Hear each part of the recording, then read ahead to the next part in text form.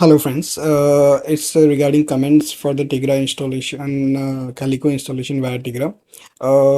First, you should not use that apply command, kubectl apply command. Otherwise, you will face some errors. You should write kubectl create -f and then whatever the Tigra operator links you have or provided. You can use replace also, but because if earlier things was installed, it will replace with the newer ones, but don't use apply. Now you have to, after installation of Tigra operator, you have to write it here custom resources, okay, but don't apply it directly because you never know the CIDR is same or not. So wget check the CIDR, sorry, describe. You will use describe command. Just go upside here, you will find the in there in CIDR it's a 16, you have to make it 24, so make it here 24. Here you can use VLAN, VXLAN, WQ, and then key apply. You can apply it, key get pod -o Calico, sorry, -n Calico system. You'll find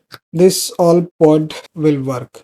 If it is not work, then BGP equal to disable. You can write it in YAML file here, disable. You can check the log, pods log. So I have changes something else or what?